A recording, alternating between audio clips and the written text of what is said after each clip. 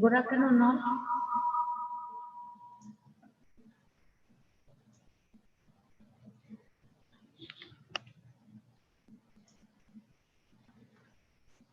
Good afternoon, sir. Once again, I would like to welcome you.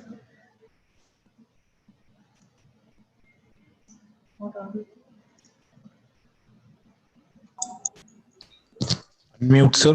Sir, Yeah. kindly. Yeah. Good afternoon. Shall we begin or Yes, wait for sir. some time? Yes, sir. Now you're audible, sir. Okay. So shall we begin? Yes, sir. Yes, sir. We can Okay. start, sir. Thank you, sir.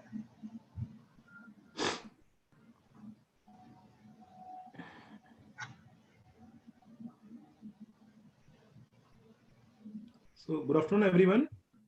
Am I audible to everyone? And my screen is visible? Yes, sir. Okay, just a second. Give me a second.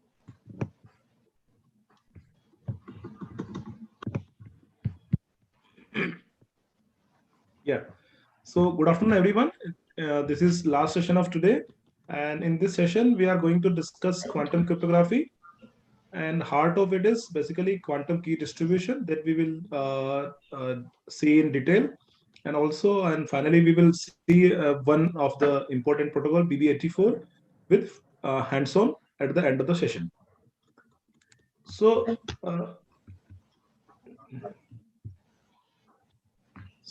in the previous session, we have discussed about quantum computers' effect on cryptography.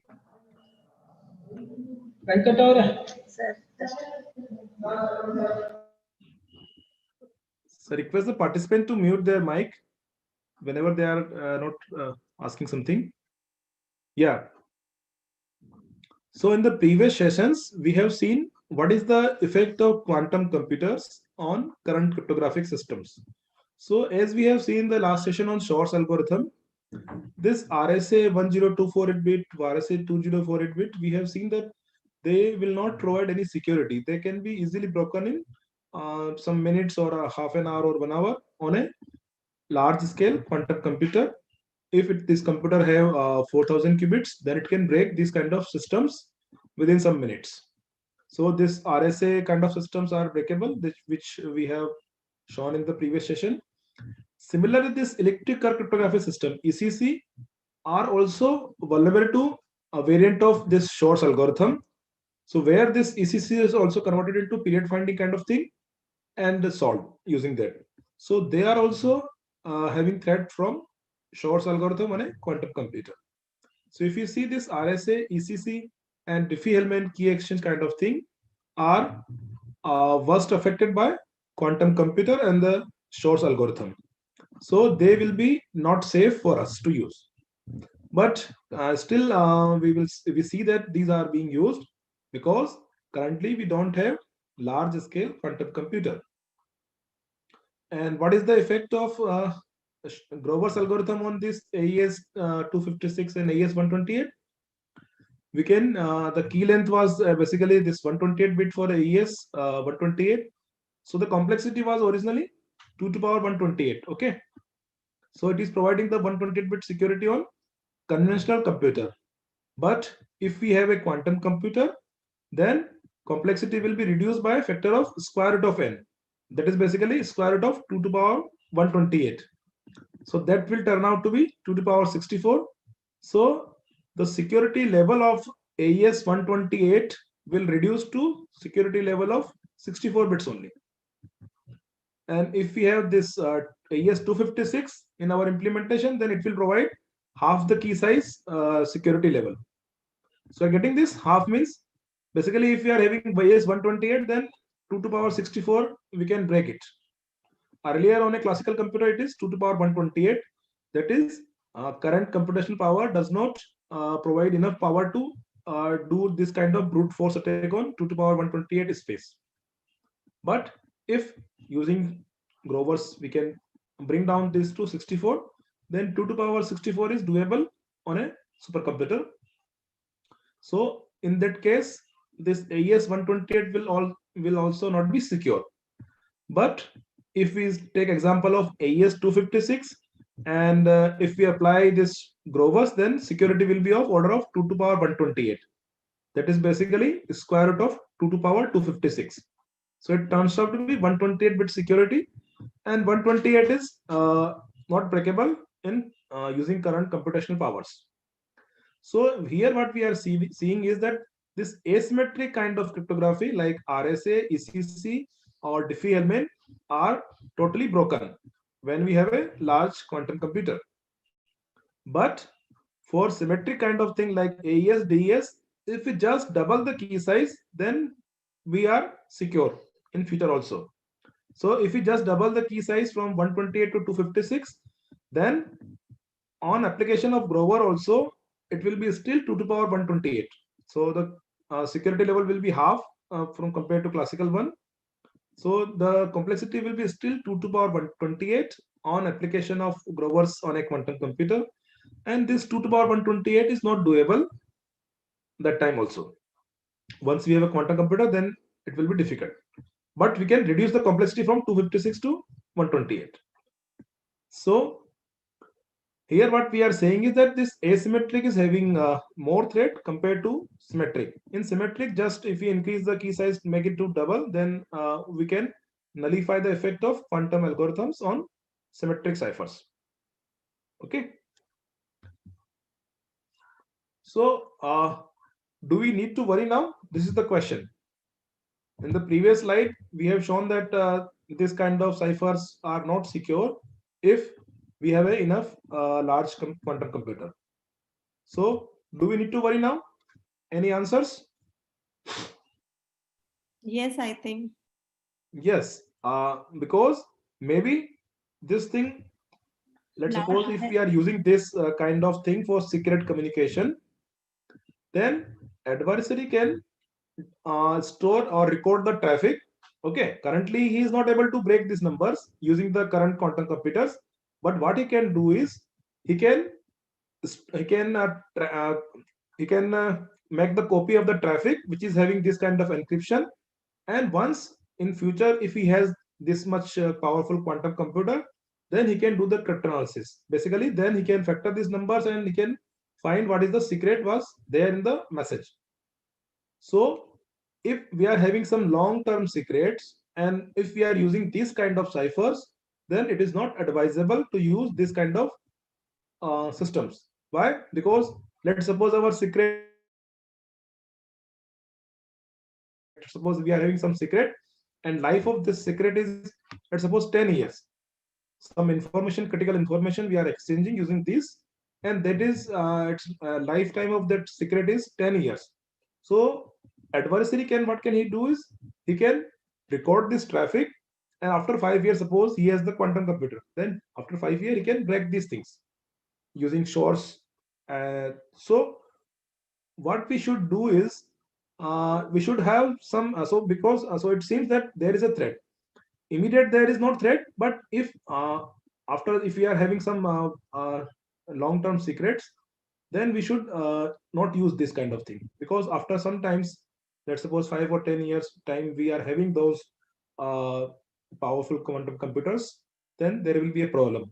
So what is the idea is, instead of this we should have some other algorithms or some other techniques which are not vulnerable to this Shor's attack or quantum computer attacks. So what we do here is, here this researcher Michael Mosca has proposed some theorem. What it says is, if x plus y is greater than z, then there is serious worry. Why? Let's suppose what is x? X is basically we are saying the security shelf life. Let's suppose if we are exchanging some secret information, what is the life of that that information? Let's suppose that is 10 years. Okay, and this is migration time. Let's suppose our current crypto system broke, then how much time we will take to migrate? So let's suppose that time is 2 years. So 10 years is our information shelf life, and 2 years is for our migration time. So what is that? 10 plus 2, that is 12 years we will take to migrate from current system to other one. And if collapse time is basically in how much time you are going to get that powerful quantum computer. So let's suppose it is 5 years. Then there is a serious worry, because we want to keep our information secure for next 10 years, and if something happens, then we will require 2 years to migrate to new technologies. So then there is a serious worry, because we will take 12 years and the quantum computer is going to happen in 5 years. So then there is a serious worry. So everybody is understanding that concept. Yes, sir. So but let's suppose Computer if having less life, and uh, that shelf life and migration timing is more than that life of computer. yes, no, not computer. The Z is the time. Then we will have this quantum computer, powerful quantum computer, which can collapse this kind of crypto system which we are using. Then there is a worry. So this collapse time is basically in how much time we are going to get that powerful quantum computer. So let's suppose in 5 years, if we are getting this, which can break this kind of security and get the secrets, then there is a worry. So our time, it will take 10 years. Lifetime is information, and then 2 years we take. So 12 years is the thing, and computer is going to happen in 5 years. Then there is a serious worry. So, and let's suppose if this is not the case, then also there is a worry, because this migration time is sometime we cannot predict. Like current crypto system, if we are having in place this TLS kind of security is there. So whatever communication we do on HTTPS URLs, those all are encrypted. So these systems are evolved over a period of time. It's not like someday you come and say that, okay, our current system is bad, so we need to replace it with the new one. That migration will also take time, because even the every routers, this service provider, so everywhere they have to upgrade their infrastructure, and upgrading that infrastructure takes time.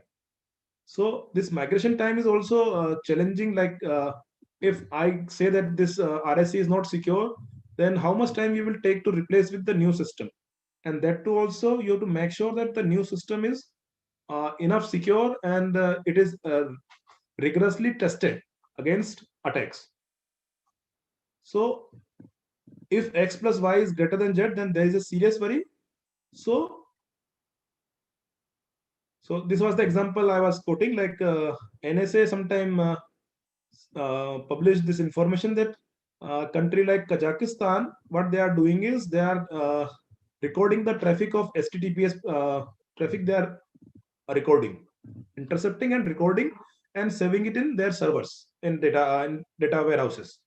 So what will happen is they are planning that once we have this quantum computer in future, then we can use to decrypt the traffic and get the information. So for a high level security kind of thing, we should not use this kind of systems. Okay. And progress in quantum computer, which we are witnessing nowadays. So every year we will see something milestone happening in quantum computing. So as in 2019, that is Google has claimed that they have achieved this quantum supremacy using their quantum computer Sycamore. So what they claimed is that they are having some 56 qubit quantum computer, and using that they perform some computation, the same computation on a supercomputer that was at that time IBM was having that supercomputer that will take 10,000 years to do the same thing on a supercomputer. So Google's quantum computer was doing the same thing in some minutes, but the same thing if we run on a classical supercomputer that was provided that was with IBM that time, so it was taking 10,000 years. So see here, we have like surpassed this classical supercomputers with modest quantum computers. That is, we having only 52, 54, 56 qubits. So progress is happening. Like every year you will see lots of quantum companies are there, lots of research is being going on, and there are still engineering challenges which we have discussed in previous session also. So those are also researched on, and people are making good progress in this field. So what we should do now? So let's suppose this quantum computer and this quantum algorithms are there, then what can we do? So we should move to this quantum safe cryptography. And what is that? That is basically, if we have large scale quantum computers, then also we want to be safe.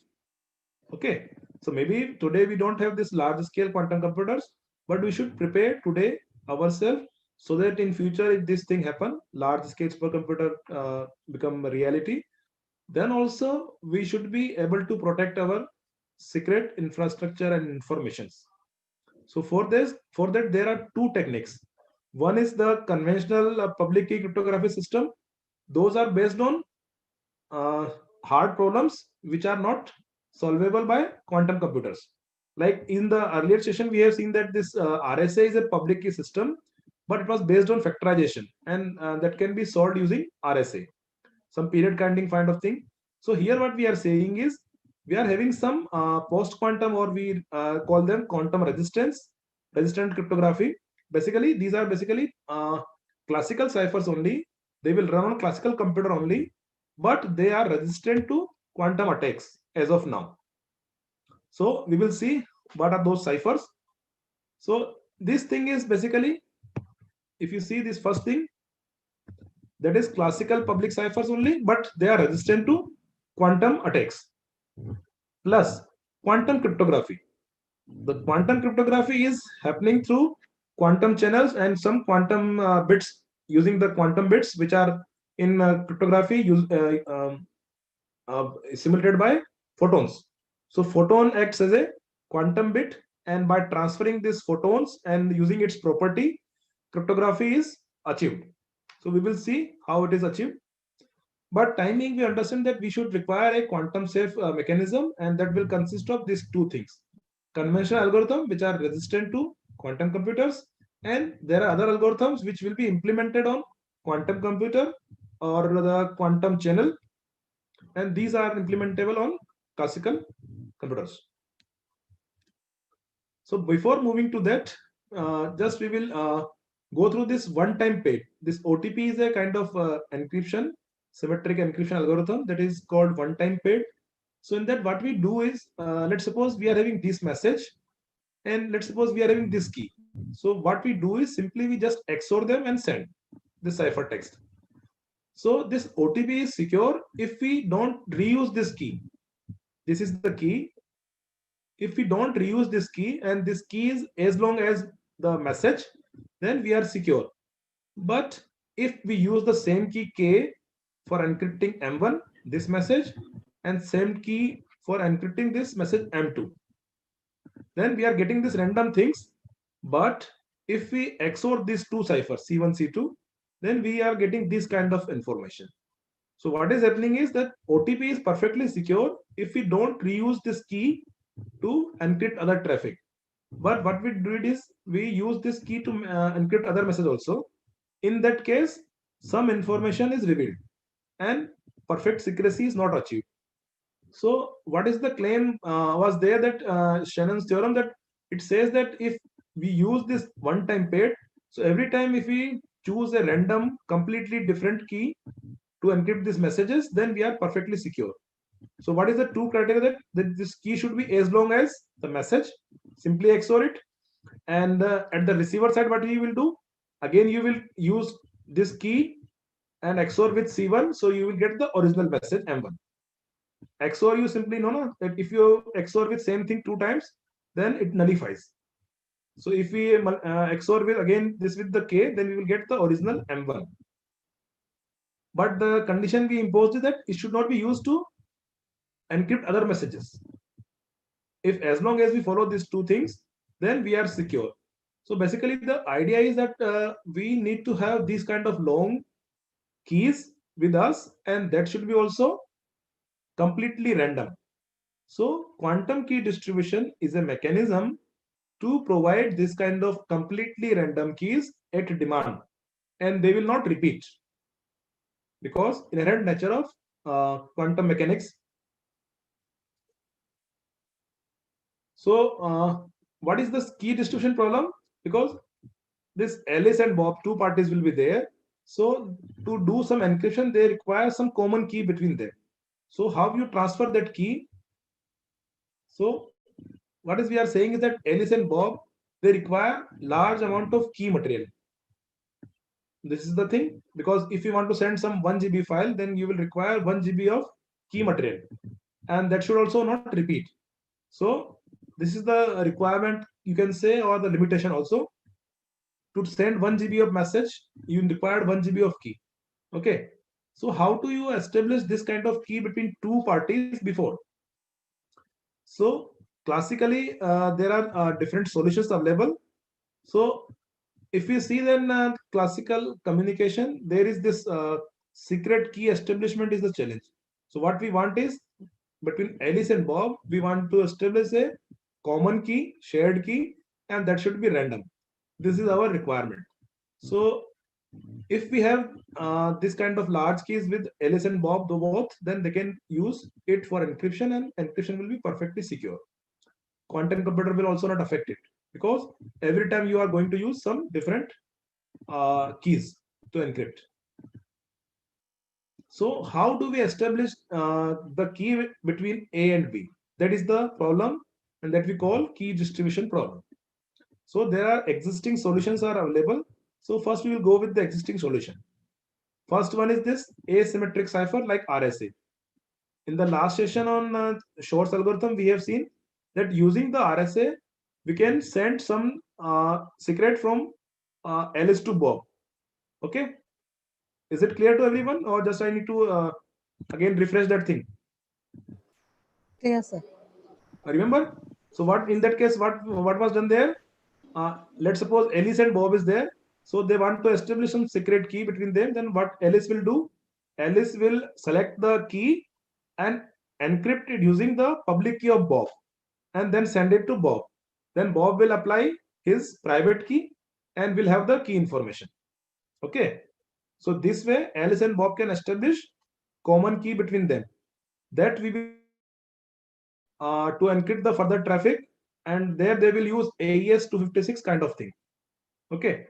But the RSA is not secure because of factorization can be broken on a quantum computer. So currently we are using this kind of thing, RSA to exchange keys, but this will not be secure. So we need to come to other method, trusted couriers. So in the trusted courier, what is we are doing is we are trusting a person who in person will go and deliver this kind of keys. But there is distribution issue and scalability issue. Like if two parties are very far, then how this will go? Like between two countries like India and America, if you want to do some kind of this secret communication using this trusted couriers, then somebody has to personally take these keys with him in a secure suitcase and then transport them to other party. Sir, sorry disturbing. Can you press slideshow? Sir, font is very small. Oh, sorry, sir. Yeah. Yeah, So thank you. I request everyone, whenever you are facing some issue, you should tell me so that I can check the thing. So I have not made full screen, so I am going to make it full screen.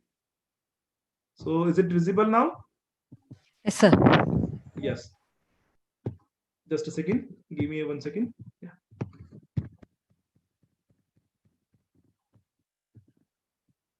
So what I was telling is, using RSA we can do, but RSA is not secure. So this key exchange cannot be done using RSA. Trusted courier was the other mechanism, but it is distribution is the issue and it is time consuming. Third one is post quantum cryptography, which are based on this lattice code and hash based algorithms. What we are saying is they are similar to this kind of asymmetric algorithms only, but they are based on some other hard problem which are not easily solvable by quantum computer. Those are based on shortest vector problems, other NP complete problems. Currently, we don't have any efficient algorithm to break this kind of crypto systems. So they are basically asymmetric ciphers only, but they don't have currently there is no quantum attack possible on these kind of systems. So they are basically classical systems only, run on classical computers only, and they are resistant to quantum attacks. But about future, we don't know. Suppose tomorrow some other algorithm Shor's similar to Shor's come, and then they can break this lattice or code-based system, then they will also be vulnerable to this kind of attacks. So currently they are secure, but in future also we don't know. Currently we don't have any efficient algorithm to break them using quantum computer. And these three are like classical things. last one is this quantum key distribution. So this is quantum medium best kind of thing. So in that, what we do is, so firstly, I will tell two important thing about this, that this quantum key distribution is achieved using photons. So photon will act as a qubit, quantum bit, and photon have different properties like spin, like polarization, or many other things. So one or two or phase, two, three properties, important properties are there of the photon, which are used to transfer information with photon. Like Alice is sending some photon to Bob. So what Alice will do is, Alice will encode her information on these photons parameters like a phase. So let's suppose if Alice chooses to encode the secret message on photon phase value, then Bob will observe the phase value, and they will figure out using some protocols that what is the secret key that they want to establish between Alice and Bob. So if in between somebody disturb these photons, they will be observable. So if somebody try to hack or something, somebody try to disturb this communication, then Bob and Alice will come to know, and they will discard that kind of communication. But in current our classical communication, we can easily make copies. We can easily, like somebody is sending some traffic over internet or somewhere. So everybody can make, like some ISP is there, so they can make copies of your data, and you will not come to know that your data is being copied by many persons. Maybe it is encrypted, but they can copy it without your knowledge. But in case of this quantum key distribution, if somebody try to observe or something disturb this thing, then this thing will be observable by both Alice and Bob, and they will discard that communication to establish the key. So we will see in the detail how this implemented in different protocols.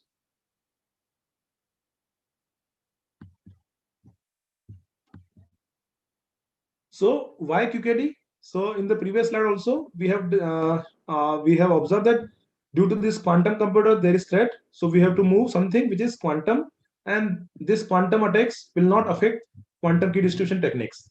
Okay, and there are some things which this quantum phenomena provides us.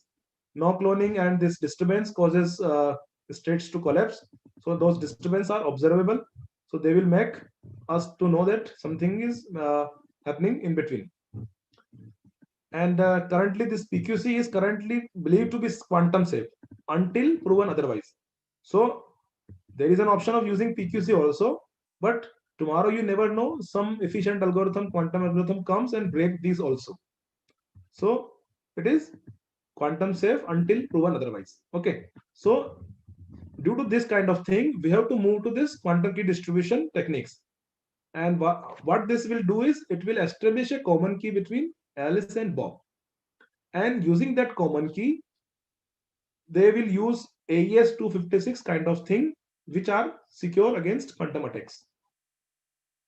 Okay, so where this quantum key distribution started?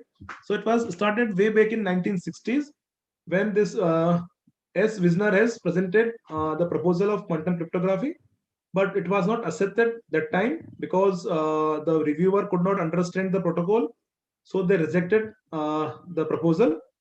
But later on, this Barrett and Prasad, using Wisner's work, proposed a protocol in 1984 that is called BB84 protocol. So it was the first pioneering and very breakthrough kind of proposal which started quantum key distribution.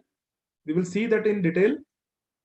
And that was based on principle of this quantum mechanics, where what we are saying is that if you try to tinker with this qubits or photons, they will cause disturbance, and this disturbance is observable. So if Eve is present in between, then it will be noticeable by Alice and Bob. So what we do is, we do the same using photons. Okay, and theoretically it is proved to be unconditionally secure. Means theoretically, if you implement this thing perfectly, then nobody can hack your quantum key distribution protocol. And what are the properties we use in the different protocols?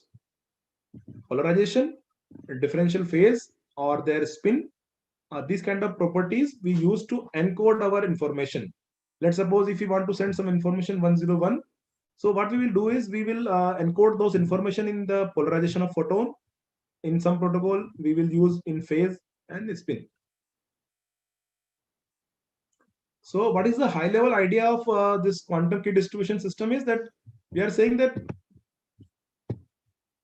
underlying quantum channel what we do is we will implement this QKD, and using this QKD, Alice and Bob will have a secure key with them, and on above public channel what they will do, they will use AES 256 kind of cryptographic system.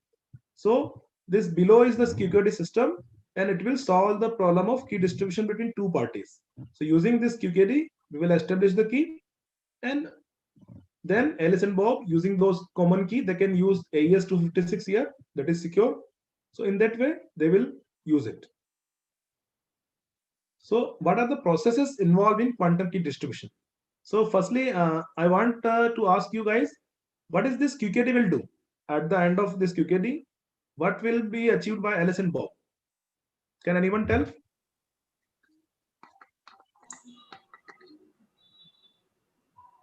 Sharing of the keys. Yeah. At the end, they will be having a common key between them, secret key between them, that they can use further for their encryptions. So basically, quantum key distribution is just distributing a common key to both the parties. Okay.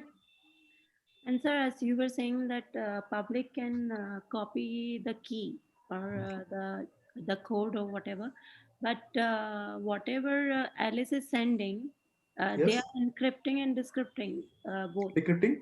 Yeah. So the public just can see the data, but they don't know what the exactly message is sending and receiving, isn't it, sir? Yes, yes. In classical scenario. So the public cannot find out what is the exactly what is the message, isn't it? Yes, yes, yes. Okay. So in the scenario, what is happening is that Alice and Bob, two parties are there, and every time, whenever we are sending this qubit, we are sending them as a photon. Okay. So what Alice is doing? Alice is sending photons and encoding information on its polarization. Time being, we take it as a polarization. Okay. So polarized photon Alice is sending to Bob on a quantum channel. So in this quantum channel can be a fiber optic or free space also. So in between there will be some losses. Okay. So let's suppose it sent 1000 photons. Then maybe Bob has received only 500 or less. Okay. Then what they will do is, using this 500 whatever Bob received, they will have a row key between them. Okay. Let's suppose it sent 1000. It received 500. So this 500 row key is established between Alice and Bob. Okay. So they will send these photons on a quantum channel, and then they will discuss something on public channel, and after that they will having some row key between them. Okay. Then what they will do is, whatever this Alice is sending, maybe Bob may have received something different because of noise in the medium. So let's suppose maybe Alice has sent 1 and Bob has received 0 due to the environment noises. So what they will do is they do some kind of error corrections here. So what they will do is half of the row key they will use for error correction. Okay, so there are different mechanisms. So half of the qubit they use for error correction, and once the error correction is done, they will have this yellow colored common keys with them. So those are the same key, exactly same key they both will be having. Okay. Now what they will do is, during this error correction also, or other mechanism also, they lose some information about this key. So what they do is they do some kind of privacy amplification or some kind of hashing, and they will derive some very small section of keys that is perfectly secure, and we are assured that adversary in between has no information about this secret key. So adversary may be having quantum computer or a supercomputer. If we implement this kind of processes properly, then it will not have access to this key, that secret key at the end of the step. So there are these steps. Quantum channel we send, then public channel some information is exchanged, and then shifting and this error correction, and then privacy simplification. So these are the steps of this QKD process. So at the end, we are having a secret key which is 100% secure. So these are the steps for every QKD protocol, and there are slight variation in the protocol. So what kind of photon property they are using to transfer this information on a quantum channel, and there are different mechanism in other steps also. But the broad idea, it will remain same, that they will send some information on quantum channel, then they will perform these steps and they will have common key. So what kind of QKDs are available? So there are different kind of protocols. First one is, and the most popular is prepare and measure. So in this prepare and measure, what happens is the sender prepare photons in some states, encode the information in that photon and send. So basically, they are preparing the photon in proper state and then sending them. At the receiving side, Bob side, they will measure these photons, and then they will establish common key between them.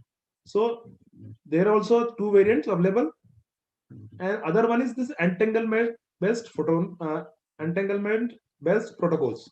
So in that, what happens is Alice and Bob are having some entangled qubits with them, and on measuring those qubits, they will establish common keys. So we will go through in detail of this BB84 protocol. It is very important and pioneering protocol, which was first proposed in 1984. And luckily, as we can see that it was proposed in an international conference on computers and system and signal processing, which was held in Bangalore in 1984. So that conference was organized by Professor Bhargav, and this Bennett and Prasad proposed this algorithm or the protocol BB84, first quantum key distribution protocol.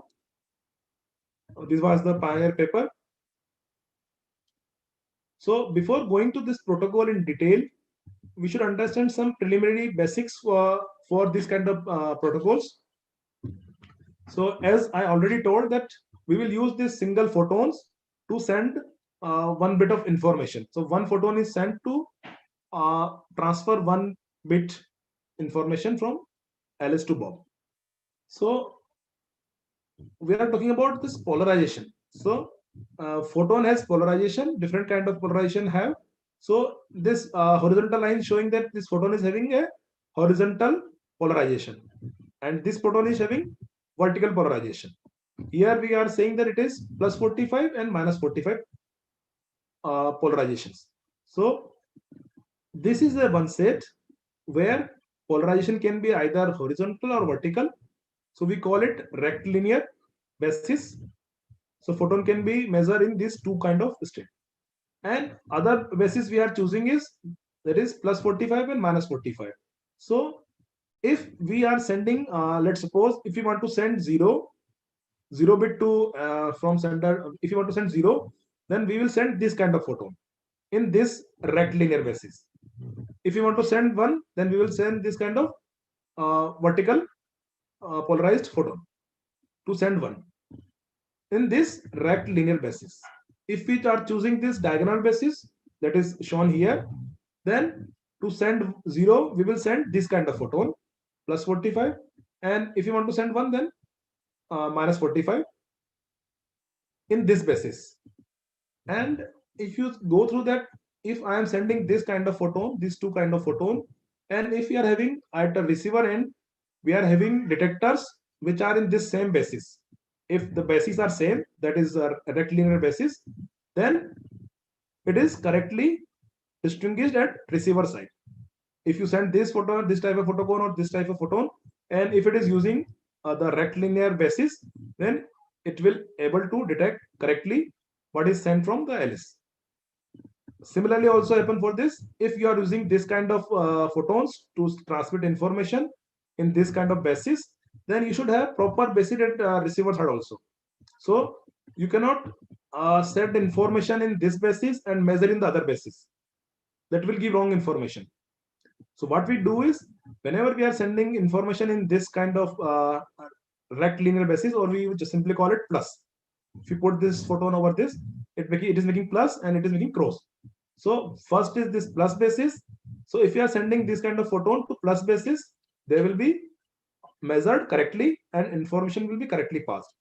But if we are sending in this plus basis, encoding the information and measuring in cross, then we will get wrong information.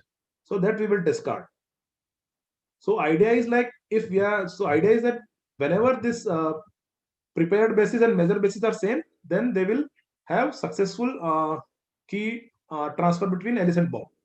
And if bases are not matching, then we will get wrong information that we discard.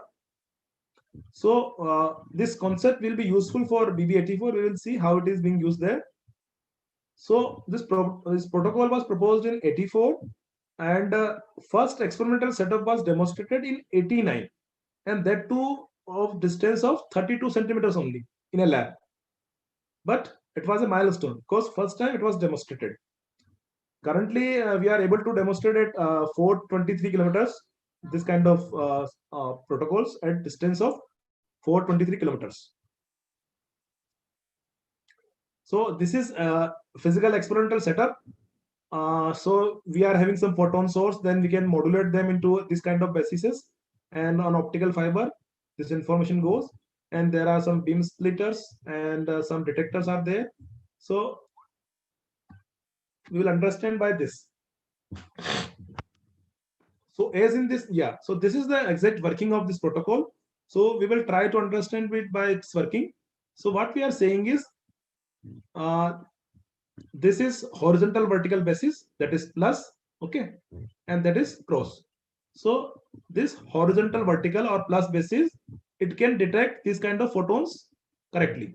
If photon is preparing this or this, horizontal or vertical, then it is correctly detected by this horizontal vertical basis at Bob. Okay.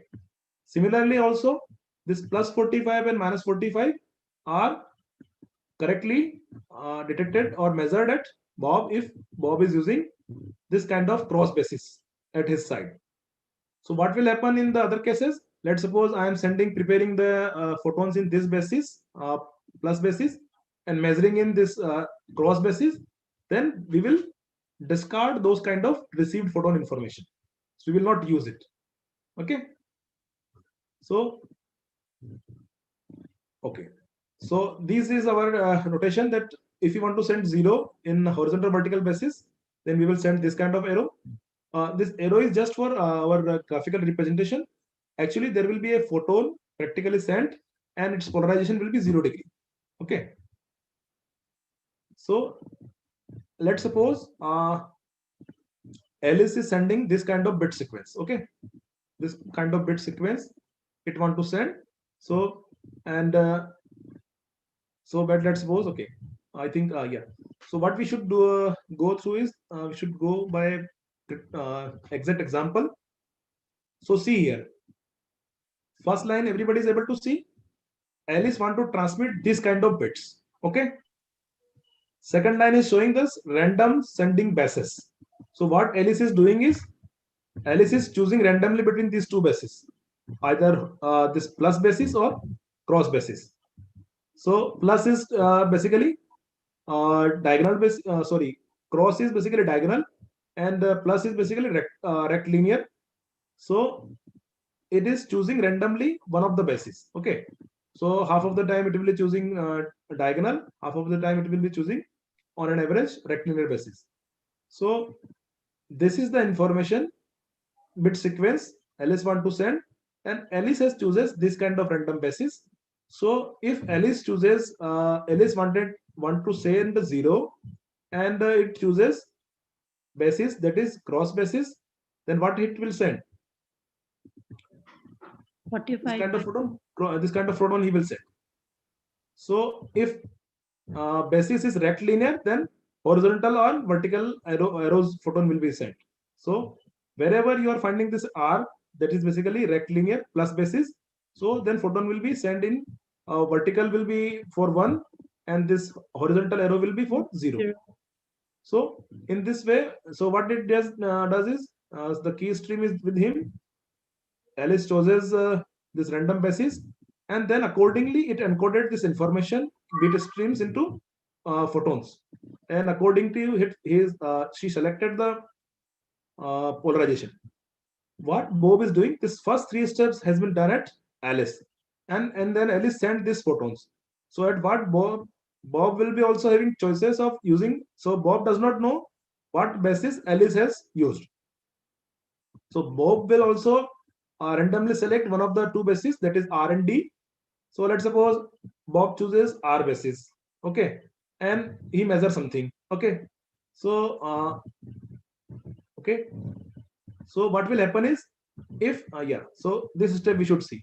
What we are saying here is that sometimes this Bob has not received anything, okay. So this second bit not received anything, fourth also not received anything, and here also not receiving. So wherever it is blank, it means it is lost because of noise in the environment. So in between, these photons are lost wherever nothing is received, and here wherever it is received, it is shown.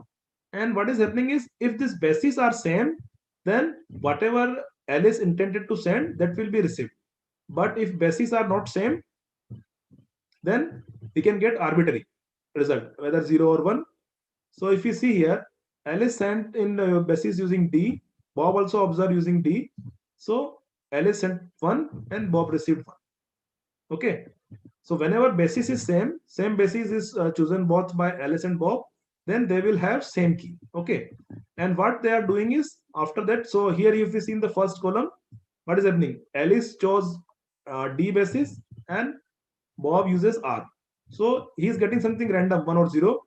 So what they will do is, they will discard it because bases are not matching. So it will give wrong key, because Alice will be having 0, but Bob received 1. It is because of mismatch of bases. So here if we see, so this step is clear, I think, till before public discussion. Yeah, please. How they know they did not get the same basis, sir? How to discard actually? Yeah. So that is I'm telling here. Yeah, a good question. So what we are saying is, till now, let's suppose this Bob uses this basis and observe this thing. Okay, till now it is clear, and sometimes Bob is not receiving anything. Now come this public discussion. So what here is discussed is, Bob will say at the this time first photon, I use this R basis. Okay, Bob will tell that I used R basis. Then Alice will say discard it, because Alice has used some other basis. So Alice will say to Bob that don't use this information for our secret key. Then Bob, second Bob not received anything. For third photon Bob received. Bob will say I have used D basis. Then Alice will see at her side, okay, I also used D basis. So I have sent A. So Bob will definitely receive 1. So Alice will say to Bob that it is correct, keep this bit. So Bob will keep this bit for secret key. Next, the same basis, so it is okay. So keep it. Wherever same bases are there, so what is done here is, Bob is publicly telling on a classical channel that for this photon I have used this basis. Whenever these bases are matching, then Alice will say, okay, keep the matching, keep these bits wherever bases are matching. Otherwise, Alice will say discard the bits if bases are not matching. So is this step clear here? So after this step, we are having this okay means basically 6 times we are having okay. So 6 bits are used for our key. Okay. Till now this step is clear or not? Yes, sir. Somebody was having some doubt whether it is clear or not. That means again they have to cross check, no, sir. Cross communication. That means yeah. But what we are communicating is only the basis information, not the bit information. Okay. Are you getting this point? I am telling that I used Bob is telling that Bob used this R basis, but in R basis it can receive 1 also or 0 also, but Bob is not revealing that information. That whether it receive 1 or 0, it is with him only. And so see here, so both used a D basis, and Bob revealed that I used D basis. Alice will simply say keep this bit. What is the bit? They will not disclose to anyone. They will just say, whatever you receive at this point, you should keep as a key. Is it clear now? Sir, Yeah. sir, regarding the term blanks, what does it indicate when Bob reports? The blank indicates that he has not. Yeah. So what will it will? So what they will do is they will keep a timeline of these photons. So let's suppose T1 is the time, T2 is the time, T3 is the time. So what the first photon this, let's suppose Bob has received. So Bob will say at time T1 I received first photon. At time T2 I did not receive anything. At time T3 I will receive another photon. So this at time T2 Bob will inform that I have not received anything. So what this Bob will tell to Alice is, at this time T3 I received this photon, time T2 I did not receive anything. So accordingly this Alice will understand that the second photon is not received. So basically they will keep track by timing information. Okay, sir. Thank you. So timing information will let them that which photon are discarded or lost during transition. So these are lost photons. So using the timing information, they will come to know about it. So once these bases are matching, they will keep this information for their secret key. So if you see here, then maybe around 10 or 12 bits we have used initially. So we are having key size of 6 here. Then what we are doing is, again, they have to check whether E was present or not. Okay. So the idea is that if E was present, then some error will be introduced. Okay. How this error is introduced, that we will see.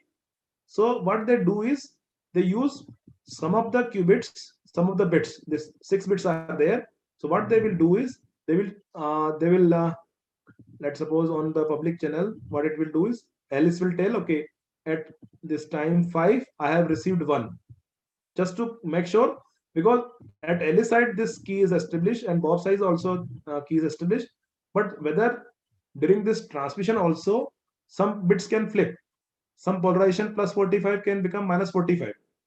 So that is not known to Alice or Bob. So to determine that if due to this transition changes, if something has happened, so what they will do is they will try to check the error rate.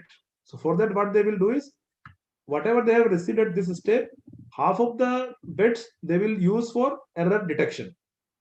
So what they do for error detection is they will say that, okay, this bit I have received as a 1. So and Alice will also check, okay, I have also received 1.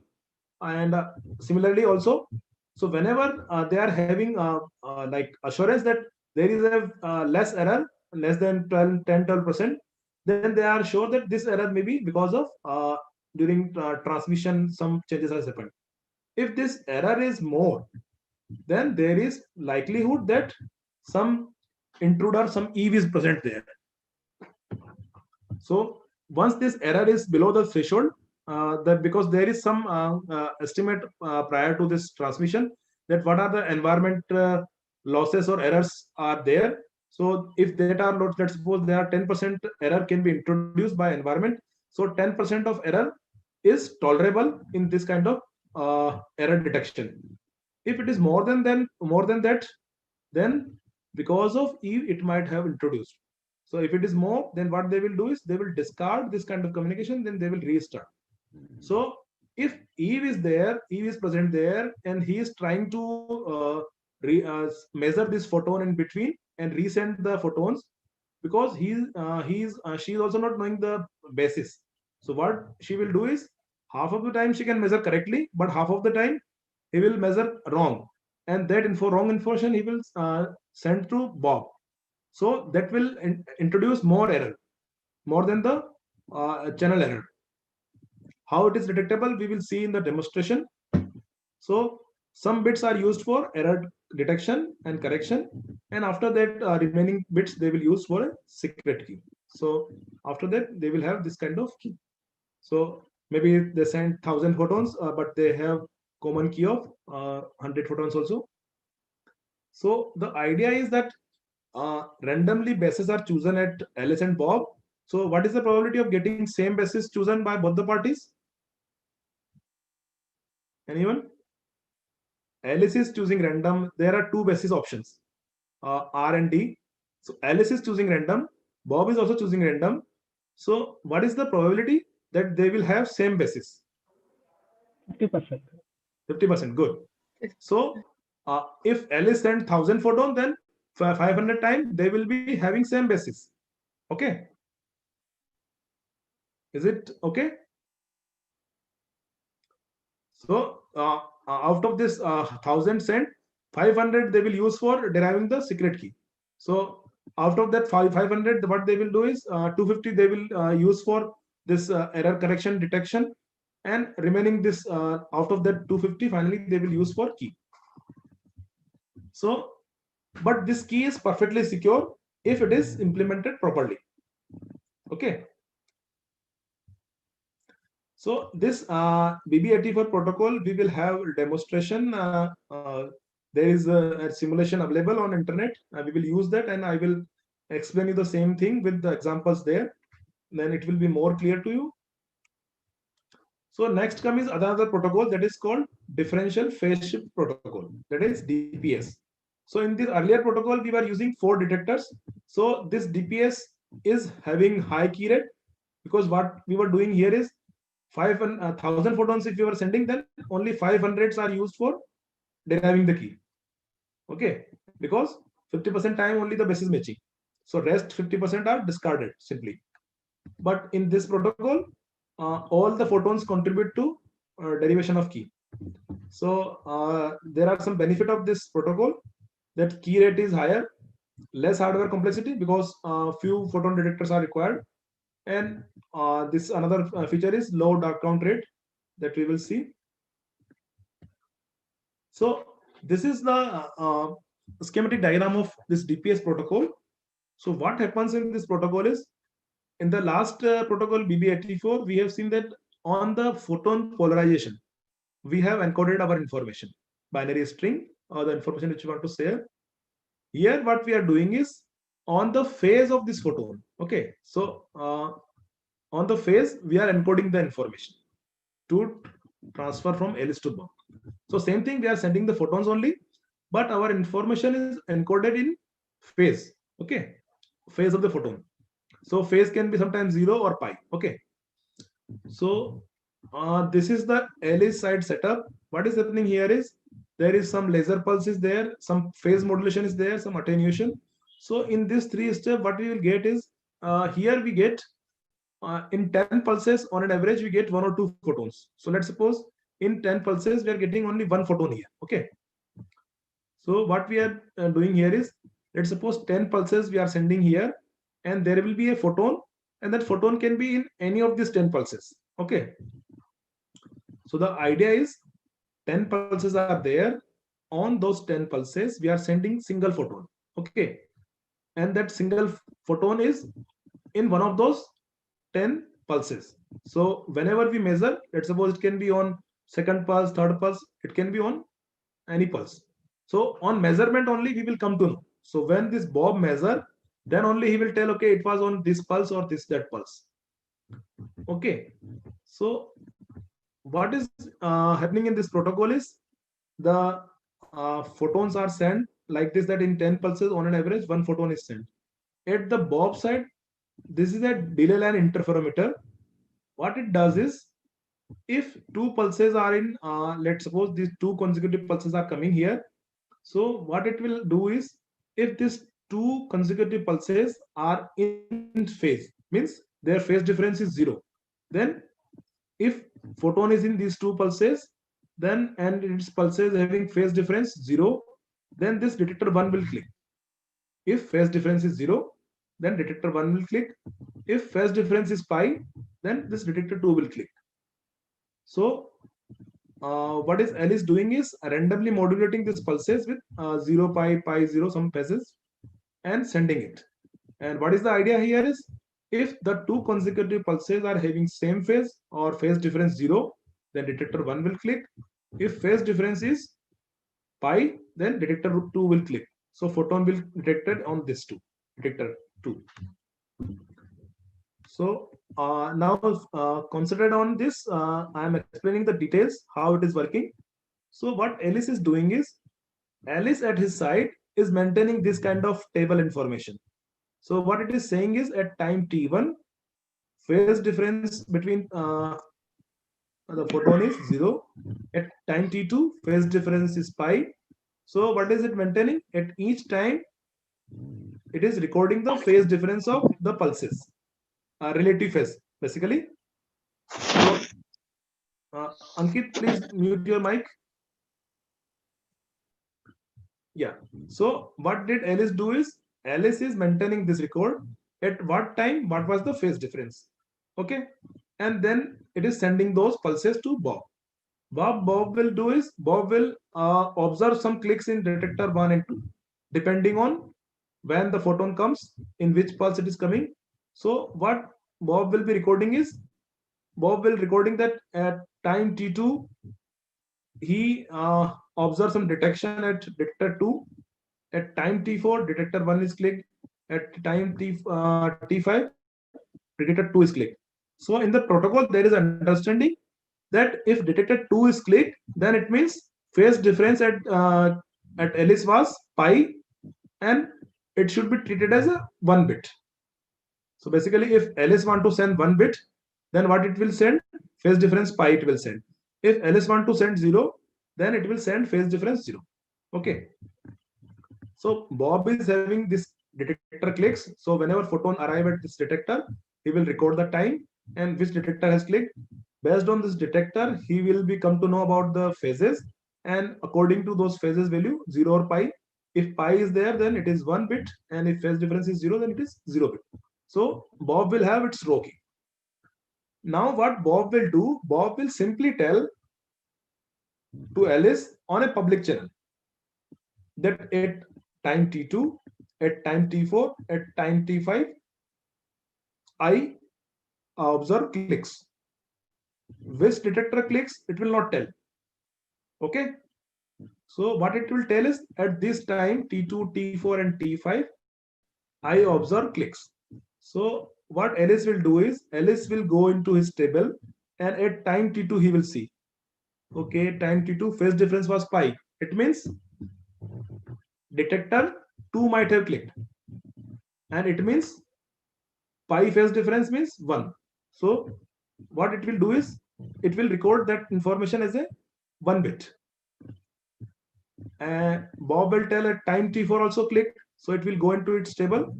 Okay, at time t4, so phase difference was 0, so it means bit is 0. So similarly, this thing happens. So the overview I am recapping for you guys, that Alice prepare photons and store their relative phase at time intervals.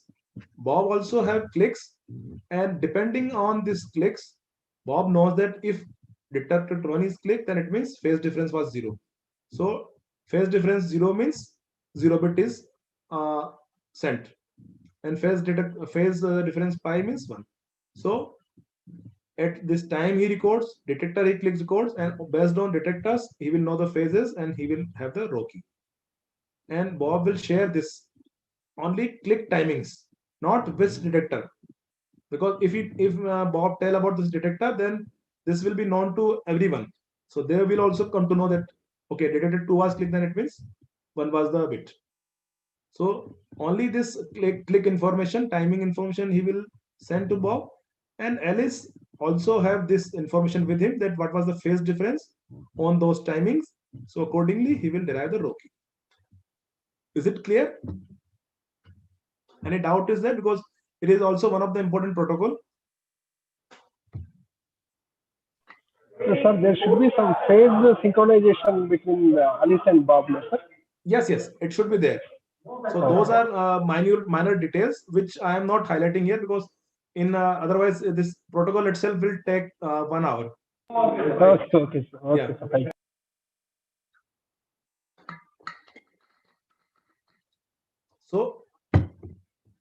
So here we see the difference compared to BB84. Each click is giving us 1 row key. Okay, 1 row key bit. But there, what was happening? We are detecting the photons, but bases were not matching half the time. So we have to discard half the time. But here, every photon is giving us 1 qubit of information. Okay. Shall I go ahead? Until unless this BB84 and DPS protocol, if there is no doubt, then I shall go ahead. Okay. So if there are many protocols, so we just discussed 2 important protocols, and there are some assumptions like we are saying this detectors are efficient. So basically, this hardware used in this kind of protocol, and there are some limitations like this channel is also noisy sometimes, and these devices are also not perfect, like this photon detector generator. So they causes also some issues, but those issues are handled, and there are ways to overcome them. So, and QKD is only secure in theory. Why? Because when we implement in this imperfect devices, because these devices are not perfect, due to that we may have some kind of attacks, and those quantum hacking attempts are ethical ways to propose quantum measures. Let's suppose if in our deployment scenario some mistakes were done, they can be observed and corrected, and loopholes also can be detected. So this protocol theoretically are secure, but when we implement these protocols, during implementation we can make some mistakes. So those are basically providing the scope for quantum hacking. Okay, and we can also do some simulation studies to point out the attacks. So these are the companies which sell their products. So let's suppose this is the most famous company, ID Quantic. So it is having a product called Clavis 3 QKD product, and it uses some cow protocol. This Magic Q is using this BB84 protocol in their product. So in India also we are having a company called QNew Labs. So it is using DPS in its devices. So there are various commercial companies are available, and it's compared to this quantum computer, this QKD field is very matured. So because we are having products on ground using those protocols, satellite QKD is also possible. So this QKD protocols we have discussed for on a physical fiber. Fiber is used there. So media is fiber there, but we can do the same thing from satellite to Earth also. Okay, and how it can be done? So yesterday I have explained this entangled pair of photons. Okay, so what is the idea here is that let's suppose this satellite is having entangled pair of photons. So what it will do is it will send for each pair 1 photon, it will send to station A on the ground. Okay, so as we yesterday discussed that if this satellite is having 1 part, and this station is having other part of that entangled photon. Let's suppose if you are using 00 plus 11 by root 2. Okay, this kind of Bell state we are using, entangled photon pair we are using. So what this 1 qubit is with satellite, and other is with station A. So first qubit this satellite measures, so it can be 0, 0 or 1 with 50% probability. So let's suppose is the satellite measure first qubit, and if it is 0, then the station A also will have 0. And if this pair is 00 plus 11 by root 2, so if this satellite qubit is measured to 1, then definitely this station A will also have 1. Is it clear? Yesterday I explained the same thing. Are you getting this thing? What I am saying here? Entangled pair of photon is there. So 1 photon is with satellite, and other photon satellite sent to the base station, and then they will measure. So they will have correlated information, like both will have 0 or both will have 1. So let's suppose 1000 such. Somebody has some query? No, sir. No, sir. Yeah. So what we are saying is that using the entangled pair of photons, they can have they can establish some key between this satellite and station A, that we are calling as a KA. Okay. Now the same thing is happening with station B. So this satellite will move to, after some time it will move to station B. Same process is applied. So some different KB is established between satellite and this base station B. Okay.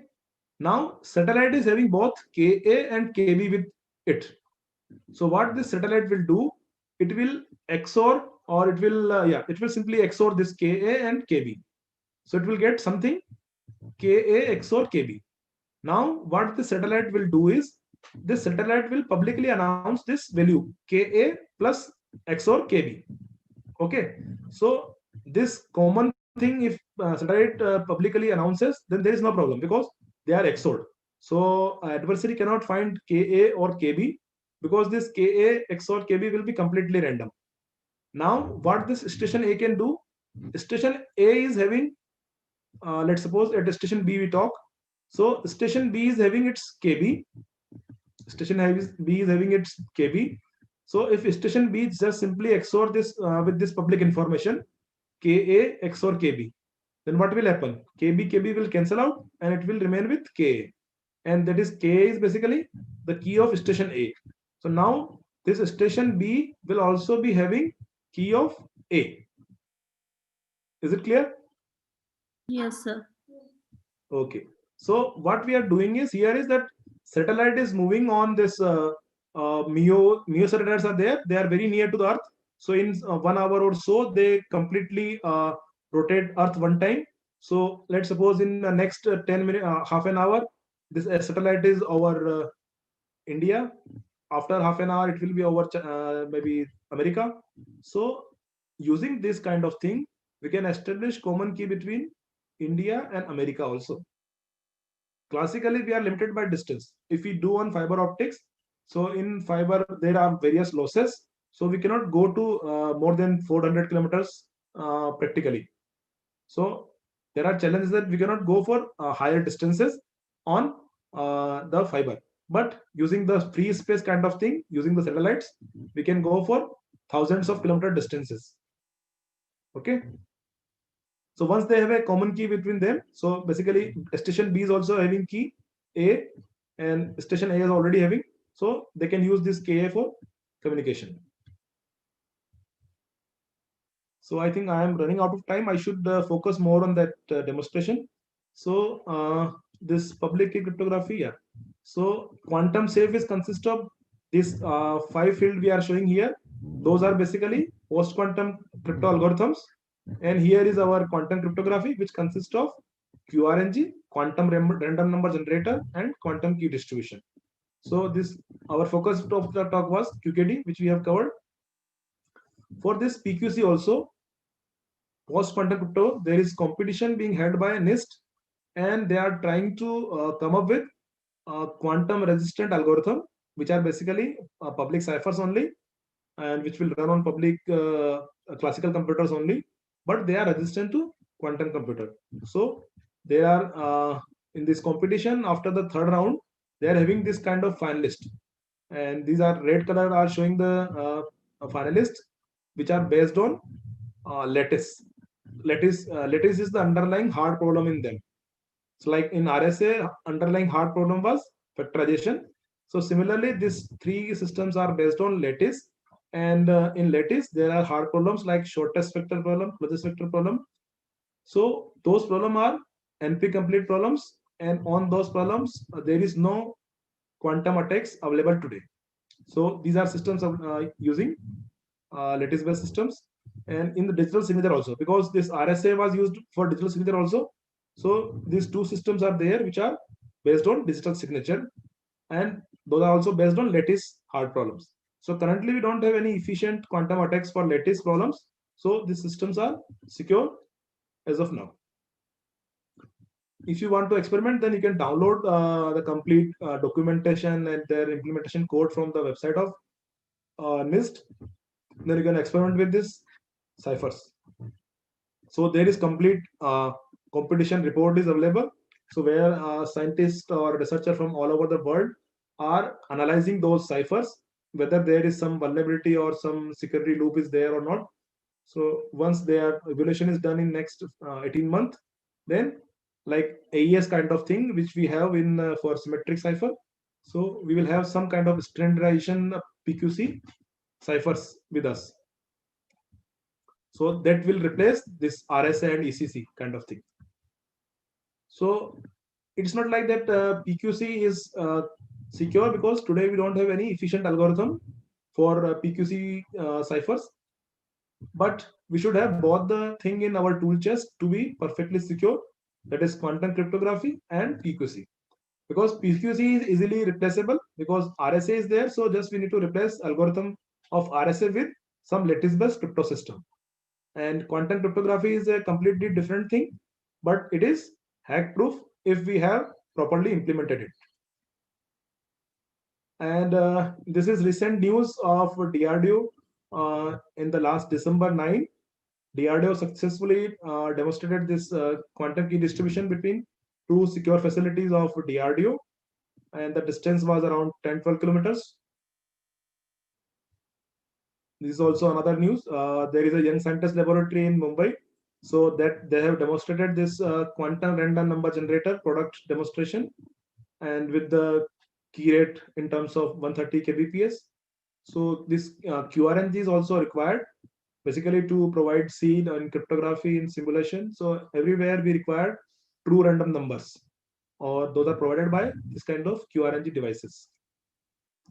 So I have finished with the presentation. Let me quickly move to the demonstration part so that you can appreciate this protocol and understand better.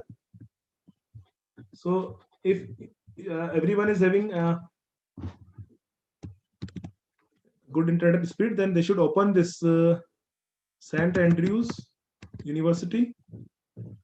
Just search into Google, okay, and then you will have this URL. So there, what they are, this is a university in UK. They have provided various kind of simulation for physical processes and some QKD products also.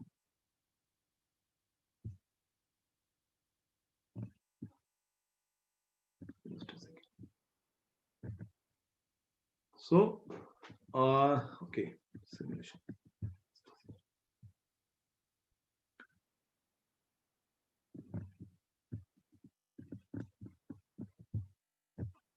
So, okay, so, okay. Everybody can open this with the, in their laptops or devices. Okay. So, as we explained in the BB84 protocol, what we were saying is that photons are polarized, and on the polarization, Alice is sending the information. So there are two kind of bases. One is this kind of thing where horizontal and vertical will be detected, and there is other basis that is plus 45 minus 45. Okay. So if Alice and Bob both are having same basis, then whatever Alice is sending will be received by Bob, and it will be able to get the correct information. Whenever these bases are not matching, what they will do, here it is using horizontal vertical, here using plus 45 minus 45. So if these bases are not matching, then they will discard the information. And we already discussed that half the time the bases will match. Okay. And how we are encoding the information? Horizontal line is for 0 and vertical is for 1.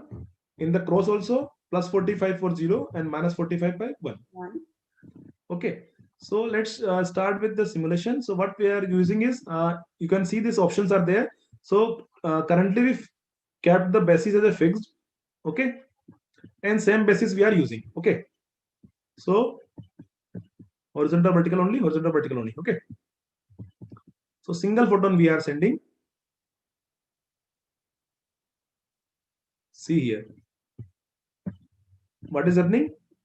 Alice chose basis horizontal vertical and value 0 it wanted to send.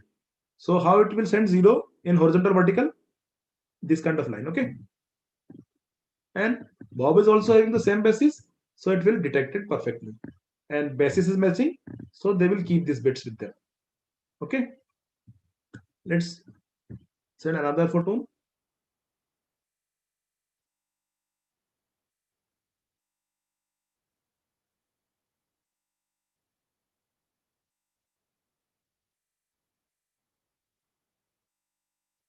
So this time Alice is sending one value.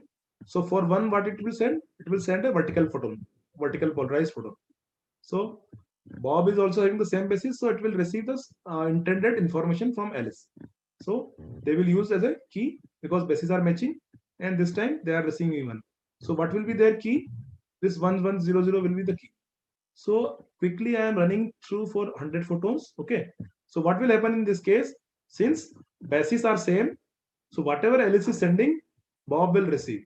So see here, let's compare the 20 bits. Okay. So on comparing what it is saying, no errors, but fixed basis. So not secure. Why? Because if Alice come in between, and if you know that they are using the fixed basis, so there are only two choices. So Alice can also use, Eve can also use this kind of basis, and can receive this thing in between and can resend. So it is not secure because we should have random basis that will give this randomness, and this randomness will not allow Eves to eavesdrop completely. If bases are chosen randomly, then Eve's presence will be detected. So okay, this is clear. So let's suppose here initially we are keeping this basis fixed. Let's suppose if we are keeping fixed and we are using this basis, and let's suppose if you are using this, then what is happening?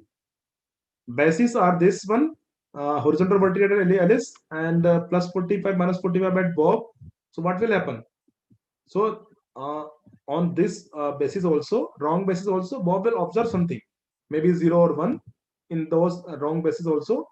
But when this their exchange their basis information, they say that bases are not matching. So what they will do is they will simply discard this thing because bases are not matching. Okay, maybe if you see here, sometimes they are having same bit value. Here if you see, they are having same bit value 0, here also 0. Because if Alice sent this 0 and Bob measure it in plus minus 45 degree, then it can receive either 0 or 1. It can receive anything. So sometime it receives 0, sometime it receives 1. So here see, Alice sent 0, Bob used this basis, but this time it is receiving 1. So it can randomly get anything of 0 and 1 if wrong basis is applied. So on wrong basis also, sometimes this outcome matches, but we have to discard because these bases are not matching. Okay. So, okay. But this is our, for understanding purpose, I have explained this thing. But in actual protocol, what will happen? Random basis will be chosen. Okay. Okay. And yeah. Now let's send a photon.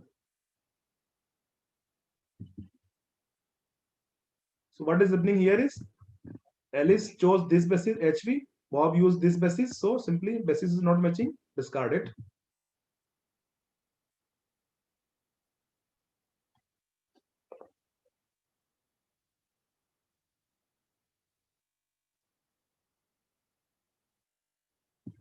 So what is happening is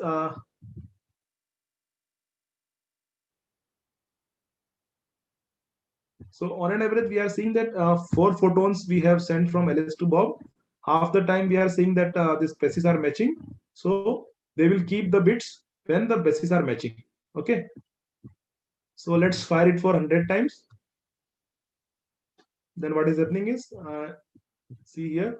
So here on this measurement, what we are saying is the total number of photons sent from Alice to Bob are 104, and 51s are received correctly. Means 51 times bases are matching. So ideally it should be 50%. So it is around that only. Okay. And since Eve is not present, and we are assuming that there is no environmental disturbance, so there will be no error. So let's compare these bits. We are saying that when we compare the last some bits, then we are saying that no errors. It means Eve is not present and non-share key bits are secure. So these green bits we have used for error detection. So this we will be sharing on public channel. So we will not going to be use this shared bit. Remaining the other bits we will use for. So basically what it is saying is non-shared key bits are secure and can be used for encryption. Okay. So I think we are running out of time, so I should stick to here only. If time permits, then I can show the eavesdrop scenario also. Shall I continue for 5 minutes or? Please Yes, continue. sir. Everybody is with me or Yes, lost sir. somewhere in between? Yes, please. Yes, Yeah. sir. Please, sir. Yeah.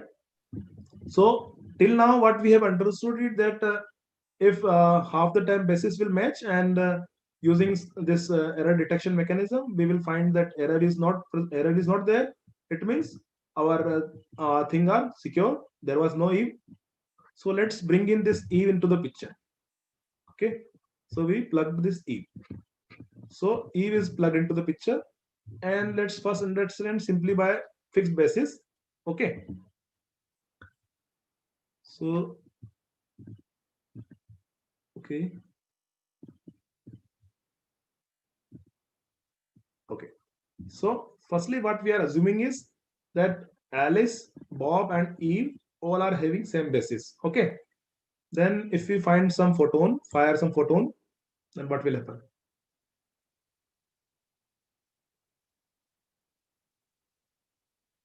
Alice sent using horizontal vertical 08 sent.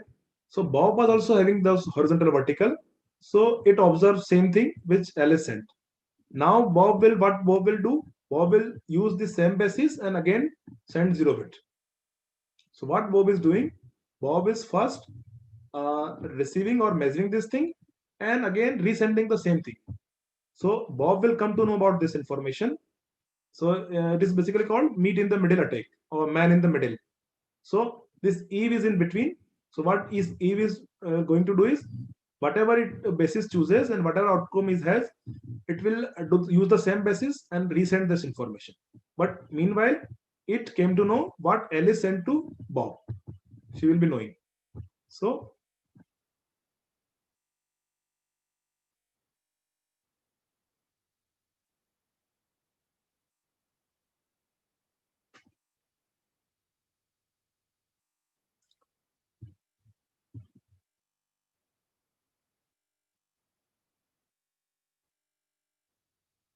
So this time what Alice has done is Alice has chosen 1 bit value to send using this horizontal vertical. So if Eve is in between, so Eve will properly observe this one and again resend it to. So if this kind of thing, then so all will be having this key information, including Eve. So if we do it for 100 more photons, then what will happen? 104 are sent and 104 are received properly. It means what is happening? No errors, but fixed basis. So fixed bases are not allowed. We should choose random basis. Okay. So if we are using fixed basis, then it advises that it is not secure.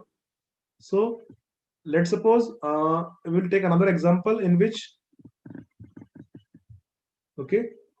So what we are doing here is Alice is choosing this horizontal vertical basis, and even Eve is also choosing the same, but Bob is having wrong basis.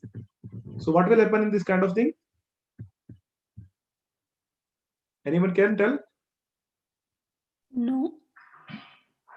Simply that basis will not match because Alice is using this horizontal vertical, Bob is using plus 45 minus 45. So they will simply discard it. Whether Eve is present or not, they will simply discard it. Okay. So whenever these bases are matching, then only a concern is there. Okay. So let's go to this final random example. Okay.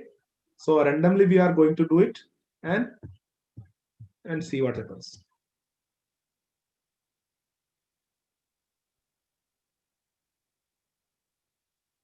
So Alice chose this plus 45 minus 45 and sent 1. But what will happen? Eve does not know which basis Alice used. So she will randomly try one of the bases. So she tries this horizontal vertical. Okay. And if basis is not matching, then he can either receive 0 or 1 with equal probability. So let's suppose she received 0. So what it will do is it will send the basis used is horizontal or vertical and send 0. So, but originally Alice sent in this plus 45 minus 45. Now Eve is sending using horizontal vertical. So let's forget about Alice here. Now Bob is getting from Eve what it is getting horizontal vertical basis, but Bob is using plus 45 minus 45. So what is happening here is it is sending, Eve is sending 0. So in the wrong basis, because these bases are not matching, so it can receive either 1 or 0. It can have anything. So let's suppose it received 1. Okay. Now what is happening here? The case in which this Eve's presence will not be detected. Why? See here. Alice and Bob are having same basis. So they will say yes, same basis. E was in between. E used wrong information to get 0. And Bob also used the same basis, but luckily on this wrong thing also he's getting the correct bit, which was intended by Alice. So in this case, presence of E will not be detected, because the way to detect is they are having same basis and there is same bit they are receiving.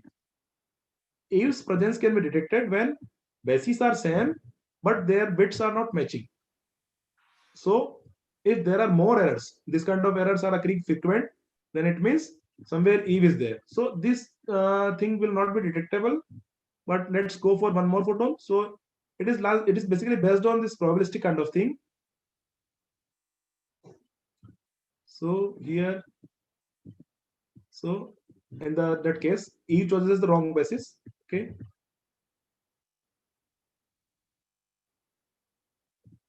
If you see the second row, luckily this Eve has chosen correct basis, so they all will be in sync. Okay. So then also this E will not be detectable. Okay. Because there is some probability that E can choose also the correct basis. Okay. Let's sending more photons.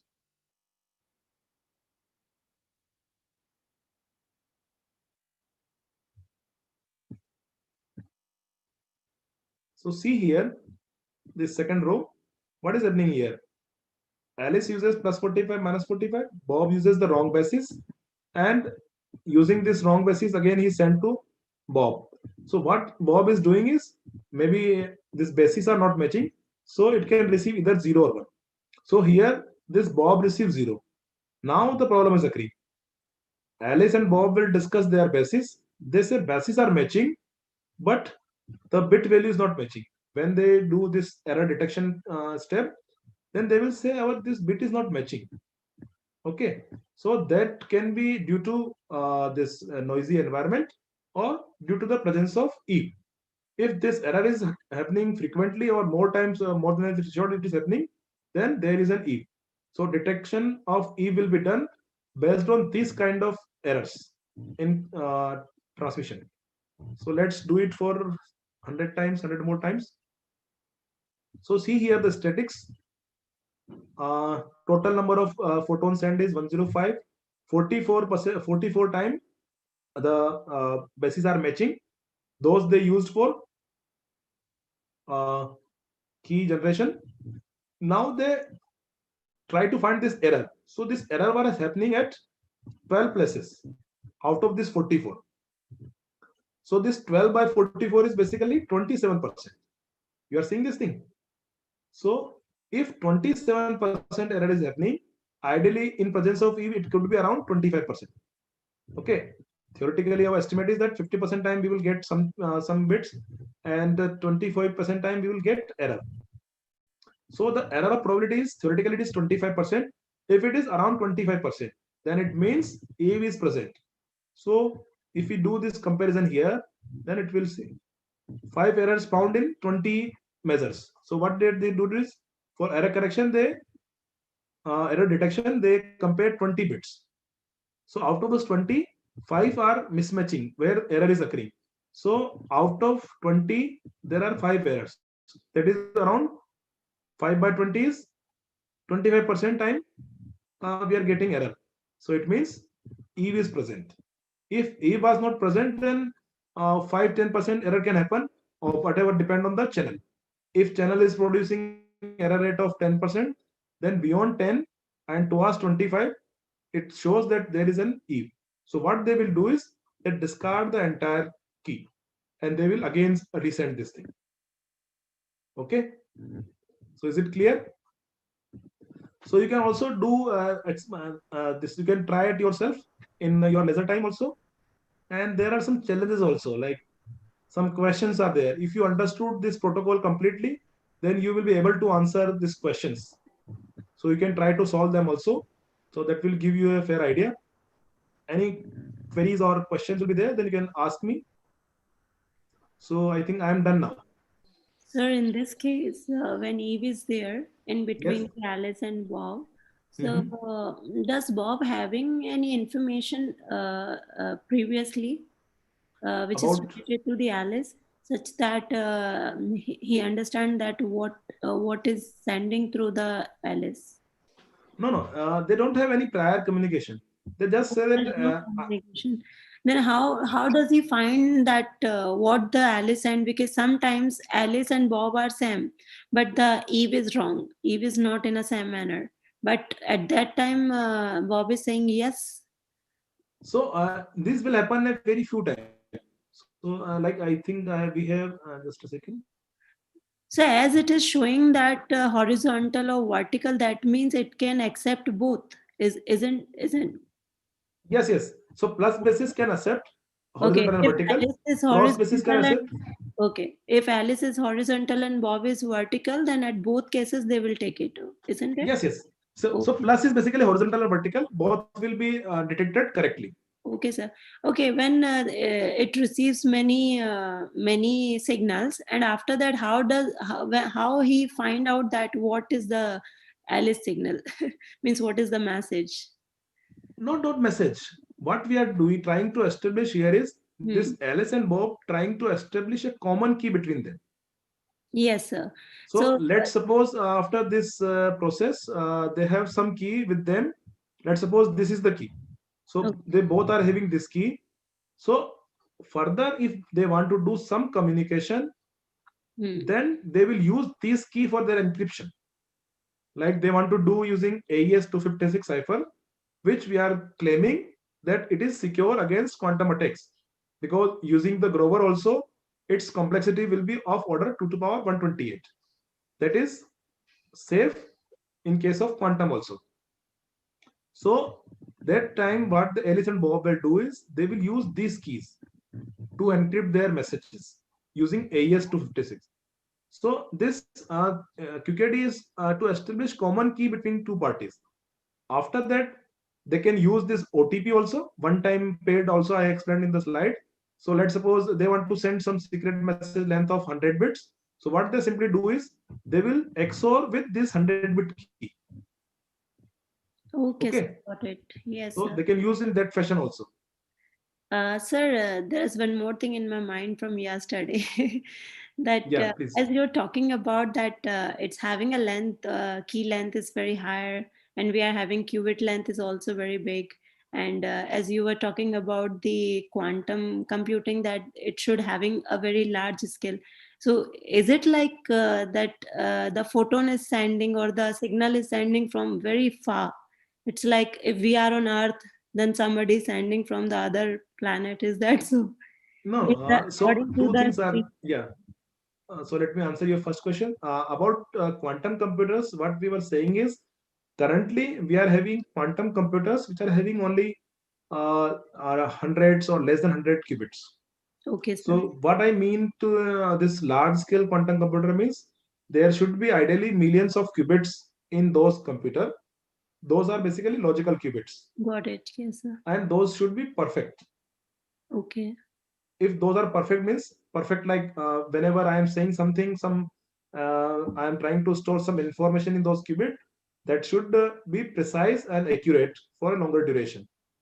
Okay. In current technology, what is happening is the information is getting erroneous after some time, like some decoherence time is in milliseconds. So after some millisecond, this information is deteriorated, so we cannot use that for our computation. So whatever we want to do on those qubits, we should have to do it in lifetime of that qubit, and that lifetime is very small. So their limitation is number of qubits in quantum computer scenario. If those qubits are increased and those also with precise accurate qubits, then we are saying that we are having a large scale quantum computer. In the other domain, that is quantum cryptography, where this QKD kind of thing are there. So there what we are saying is we are sending this qubit as a photon, because these photons are easily available. So using laser also we can get this kind of photon. So photons are easily generated, and they can be present in environment also. Like in the yesterday quantum computer kind of scenario, I told that this superconducting qubits are operated on millikelvin temperature, that is minus 273. So they cannot behave as a quantum, they cannot behave quantum phenomena on environment temperature. So that require a refrigerator to put those quantum computer chips in millikelvin temperature. But in QKD, this product are based on photons. So this photon and photon detector and generator, this all are available, readily available things. And using these protocols, we can do it. So satellite can also send photons to a base station on Earth.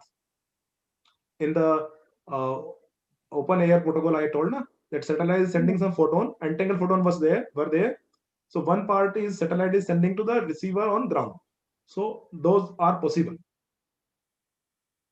So powerful receivers are there for reception of satellite signals.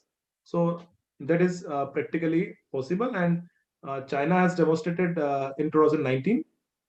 They have done this communication demonstration between Vienna and Shanghai or Beijing. So around 6,000 kilometer distance was there, and they practically demonstrated the thing. Great. Yeah. Thank you, sir. Thank you very Okay. much.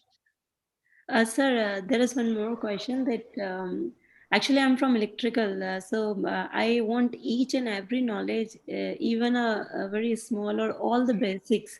So could Yeah. you please refer us any book? Yeah, which- yesterday I told this Nelson and Chong book. That is sufficient, sir? Is Yeah, it that is to sufficient begin with, it is sufficient. So for it is covering all domains, like QKD also it is covering, computing also it is covering, algorithm. So it's kind of Bible for quantum information. So you can start with that.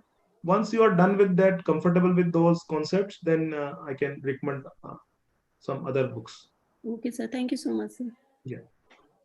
Sir, one small doubt.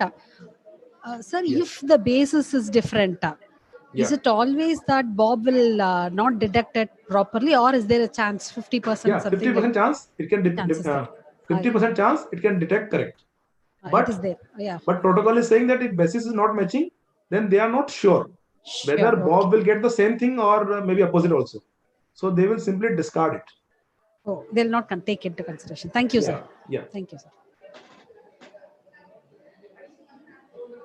Any more questions?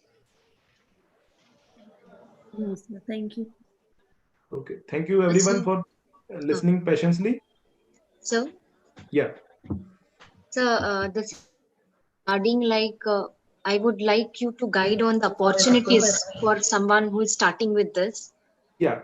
So someone suppose wants to continue this as a career. Yes.